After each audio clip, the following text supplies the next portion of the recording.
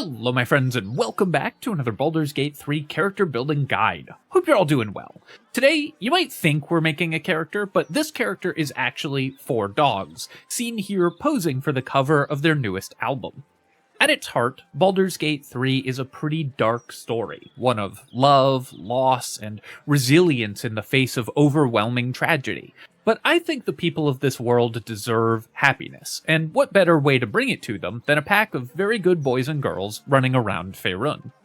If you've ever thought that things would be just a lot easier and simpler if you were actually 4 dogs, or if you've ever thought Karlach really deserves a friend who's actually 4 dogs, or if you just want to spook Shadowheart, this is the build for you. Now, before I begin, I have a quick announcement that I want to cover. So either just before or soon after this video is posted, we'll most likely have hit 100,000 subscribers, which is a truly mind-blowing number. Genuinely, I can't thank you all enough for the incredible support that you've shown over the last few years. Whether you're just joining now or whether you've been with me for that entire journey, it truly means so much to me that people have enjoyed what I've been doing here, and it's changed my life for the better in so many ways, both large and small. I'm going to be doing a couple things to celebrate over the next couple weeks, but for one of them, I'll be doing an AMA, an Ask Me Anything video, so if you have any questions for me, whether about games, about the experience of making YouTube videos for the past 2.5 years, or any personal questions, please post them in the comments of this video or in the comments of the text post that I'll also be doing about this. And I will answer as many of those as I can. And once again, I just want to say thank you so much, everyone. This is truly amazing. It feels a little silly to be doing such a heartfelt message during the April Fool's video. And, I apologize for taking some time to gush here, but I really feel like 100,000 is a milestone very much worth celebrating. And finally, before we jump in, I also want to say thank you so much to HC Sympataja for the €5 donation, Tarantula for the $5, Tortilla Bill for the super generous $50, and Stacy Cargill, Rain Country, and John Walker for becoming channel members. Thank you so much, my friends. It really means so much to me. All right, let's become some dogs. I'm using this custom Githyanki character as the example character here because, of course, we're going to want Scratch as part of our pack, and it's easiest to bond him to your main character. I also think that Githyanki makes an excellent choice for the 4 dogs build, because their long, pointed ears predispose them to being good at being 4 dogs. Other great options include Wood Elf or Half Wood Elf, which get the same ear-based benefits, but also get extra movement speed, which can let you bite enemies from further away, chase sticks further, and maybe finally catch the cart that you've been following. At first level, we're going to be starting with a level of Druid, because, of course, we want to unlock our doggy powers as soon as possible. And Druids also get Speak with Animals, which will allow us to communicate with our fellow beasts and begin creating the ultimate canine community as quickly as possible. For our cantrip selection, we're going to be going with Guidance. Of course, guide dogs are a very well-known subclass of dogs, so it would make sense for us to be able to do that, and it's a spell that every party should have, and Poison Spray. Poison Spray isn't usual in optimized character builds, but necessary for the dog build. Projecting a puff of noxious gas, as any dog owner can tell you, is one of their most iconic abilities and fundamental to the power of this character. For our ability score selection, we're going to be taking a somewhat unusual attribute split. Firstly, we're going to be taking 16 Wisdom. Now, obviously, dogs are not generally known for their wisdom, but I think they have a kind of wisdom to them. Any creature that content, I feel, must be in some ways wise. We're also going to be taking 16 Charisma. Obviously, you don't need an explanation for that, and it will let us use our Sorcerer spells more effectively. We'll be taking 14 in Constitution, and then only 12 in Dexterity. Now, normally 12 Dexterity would be a problem in Baldur's Gate 3, where Dexterity is very important, but for this character, we're going to be spending almost all of our time in dog form, replacing our physical attribute scores with that of the wolf form, so our actual character's Dexterity doesn't really matter that much. For our skill selection, we're going to be taking Animal Handling and Perception. Of course, we have an amazing sense of smell, and Animal Handling is obviously necessary to be the leader of our pack. Other than that, we don't have any major decisions to make at level 1, so let's move on to level 2. At character level 2, we're taking our second level of Druid so that we can enter our true form. Of course, at level 2 Druid, you get Wild Shape for the all-important Wild Shape Wolf. For our Druid subclass, we're going to be taking the Circle of the Moon Druid, because we want to be able to Wild Shape as a bonus action after casting a spell for the times when we're not in dog form already. This way we can haste ourselves and all of our canine companions, and then still be a dog during the actual fight. For our prepared spells as well, it's important, of course, that we have Speak with Animals, and we're also going to pick up Longstrider, which you can use freely on all of your buddies. Enhance Leap as well works on every one of the dogs that's capable of jumping, and so they can compete in like the Westminster Dog Show if you want them to. And then we can pick up some concentration spells like Entangle and Fog Cloud that we can concentrate on while we're in Wild Shape form. At character level 3, we've already gotten everything that we need from Druid, so we're immediately going to multi-class and start taking levels of Ranger to unlock our second canine companion.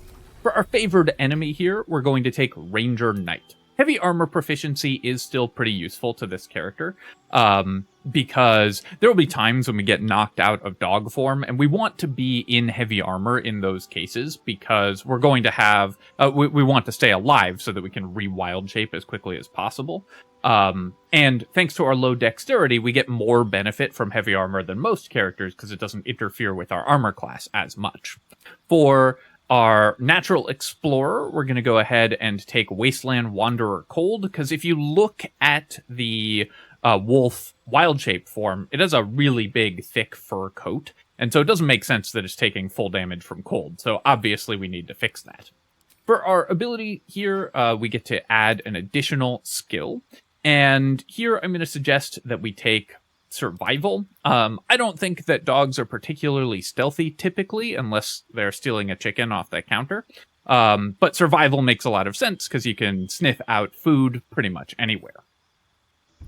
At character level 4, we're taking our second level of Ranger, which gets us 2 spells. Here, of course, we're going to take Hunter's Mark, because we are dogged in pursuit, and also Ensnaring Strike, because it's the most powerful option for when you happen to not be in dog form in terms of combat capability.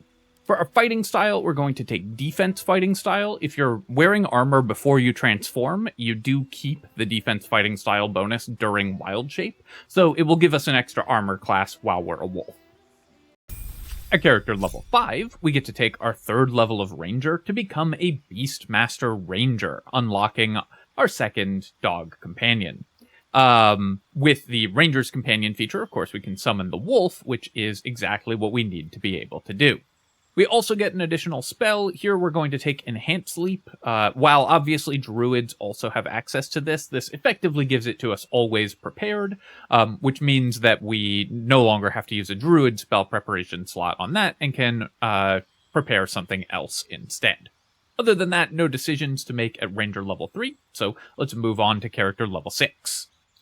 At character level 6, we're going to multi-class yet again and take a level of Sorcerer, because in patch 8, the Shadow Magic Sorcerer was added, giving us yet another dog for our arsenal. It also gives us some pretty powerful bonuses. For example, Superior Dark Vision is really nice for this character, because while dogs generally don't have great night vision, they do have excellent senses of smell and can easily find things even if they can't see them. So Superior Dark Vision gives you a great way to represent that. You can still find enemies or allies even if you can't see them at night. For our cantrip selection here, we're going to take Minor Illusion. Of course, one thing that I know, having lived around dogs much of my life, is that they're incredible at creating a distraction, and Minor Illusion gives us that option. It also gives us a cat to chase around whenever we want. Of course, we're going to take Friends, because we are man's or humanoid's best friend, and we'll take Mage Hand, This, I think, is going to be basically the perfect toy to play with, and it can throw stuff for us to fetch. And then finally, in addition to that, we're also going to take Blade Ward. Blade Ward can help keep you in dog form for longer, because you can cast it before you wild shape, and then keep the Blade Ward buff for 1 turn, giving you damage resistance to stop enemies from knocking you back out of wild shape form.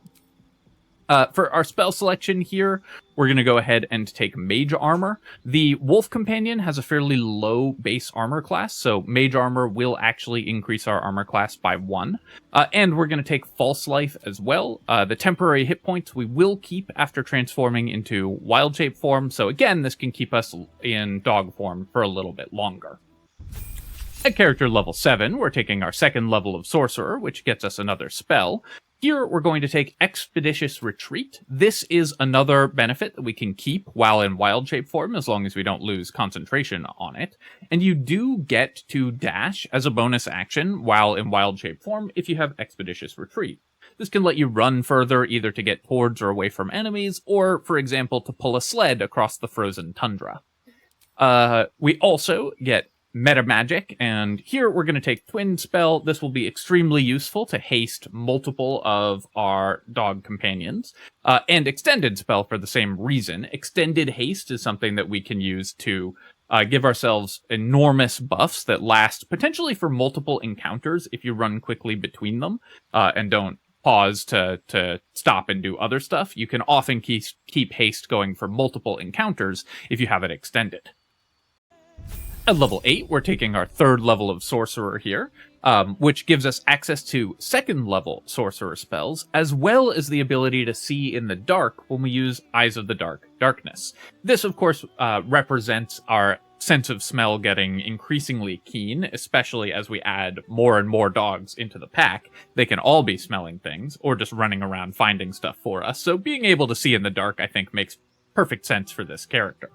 Darkness can also, of course, protect us from enemy ranged attacks, which are one of the easiest ways for our dogs to be at risk, or for us to get knocked out of wild shape form.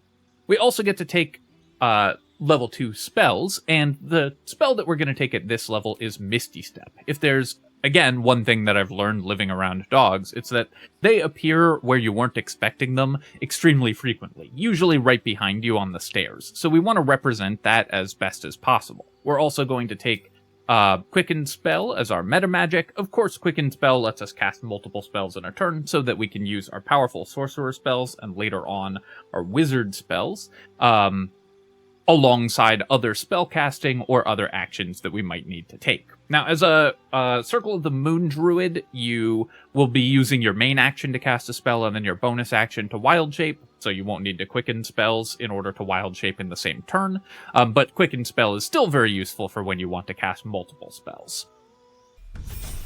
At level 9, we're taking our 4th level of Sorcerer here, and we get an additional cantrip, and here we're going to take Booming Blade. It's the loudest cantrip, and unexplained booms are also, of course, a constant when any dogs are around. And then we're also going to take another spell here, and here we're going to take Invisibility.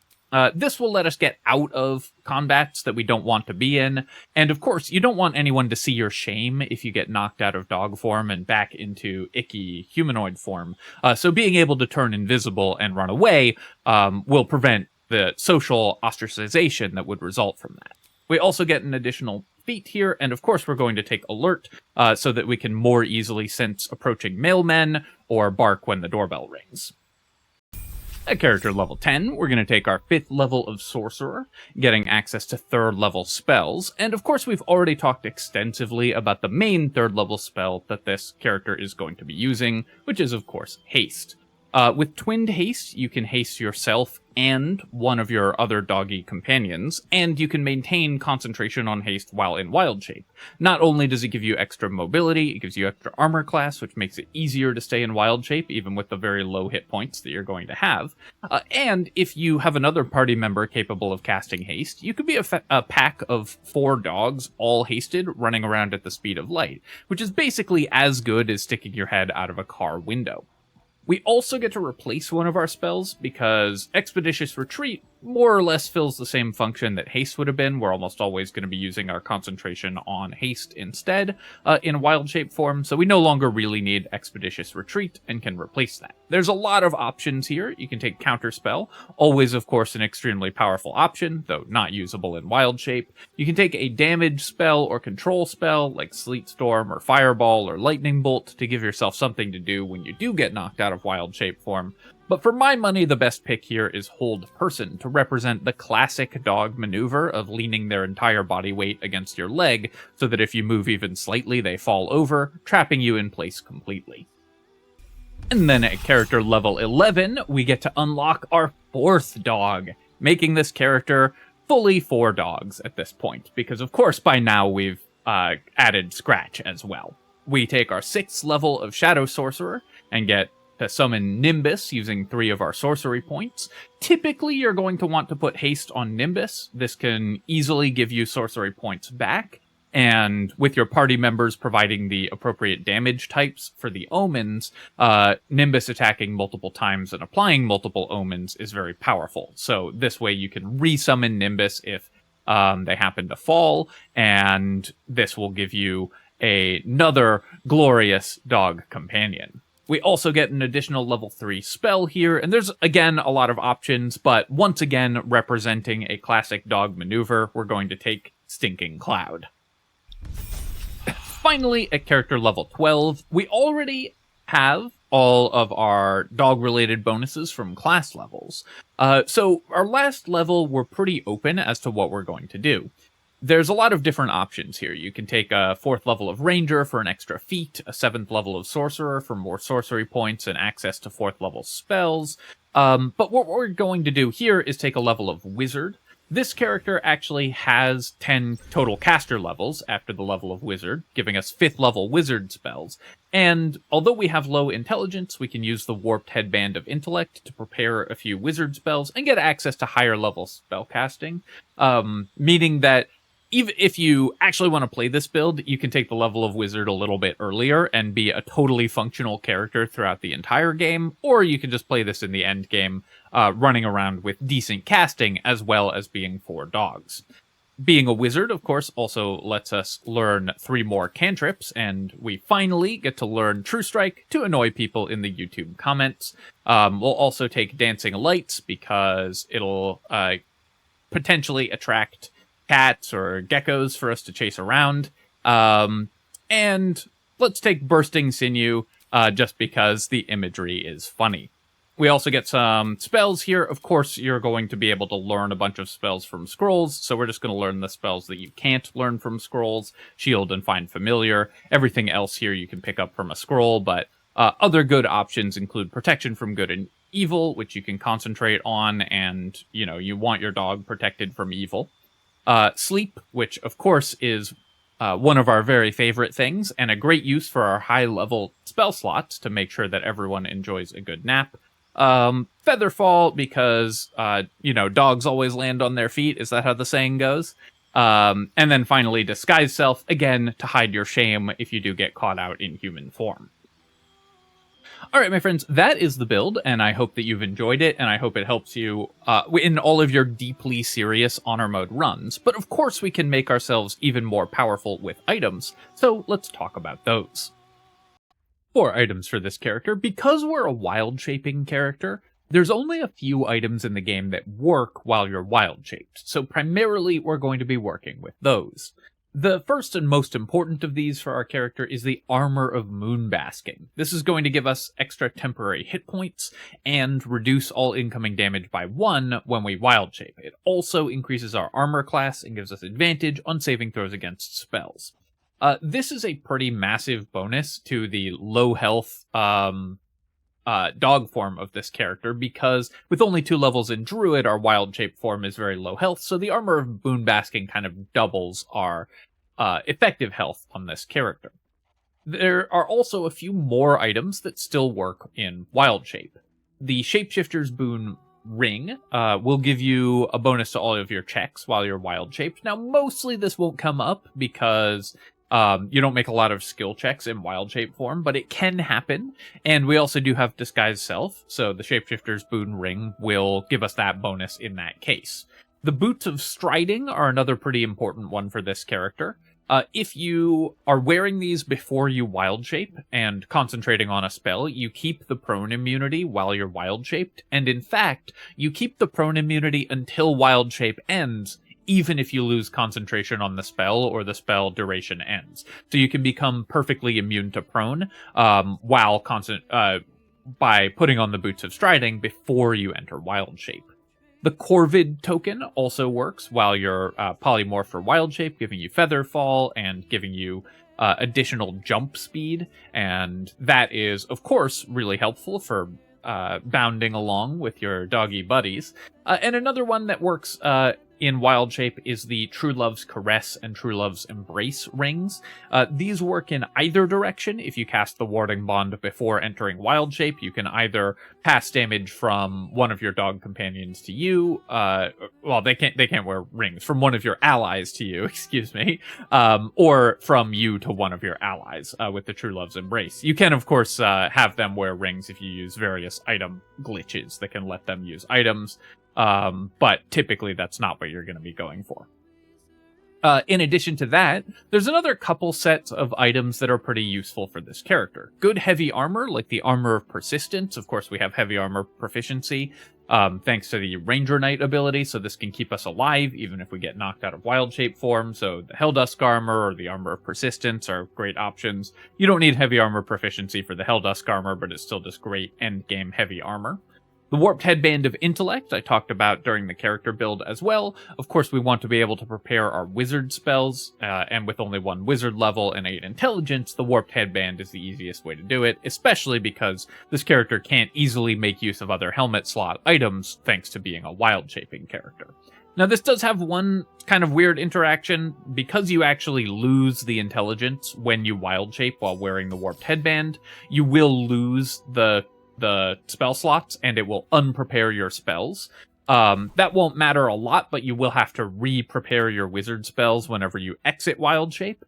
And if there's a spell you particularly want to have available in combat, make sure that it's prepared in this first spell slot here when you prepare your spells, because that's the one that you'll still have prepared when you get knocked out of wild shape form. And since you can't prepare spells in combat, that's the one that you'll be able to cast.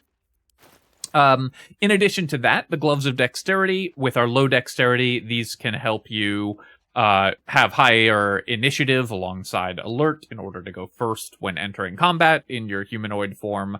And of course, the Helldusk gloves are just good for any spellcaster. So if you're casting more offensive wizard spells, the Helldusk gloves or anything that increases your save DC can be solid. But another option worth mentioning, of course, is the Abyss Beckoners, which give all of your summoned creatures resistance to all damage except psychic damage, but drives them mad. So while you can't benefit from these in wild shape form, if you're in humanoid form, you can be a pack of rabid dogs running around, which changes the flavor of the build somewhat, but is a fun option to mention as well. Finally, of course, because we're a wizard, we're going to want to keep an eye out for powerful combat scrolls, and especially the secret wizard scrolls, like Artistry of War, because of course dogs are always digging up hidden things, and you are no exception. Alright, my friends, I hope that you have enjoyed this character that's actually for dogs, and if you have enjoyed the video, feel free to leave a comment and hit like. It helps me out a ton with the algorithm, so I really appreciate you taking the time to do that. And of course, you can subscribe to my channel for more Baldur's Gate 3 build guides and other strategy game analysis. Cheers, folks. I'll catch you next time.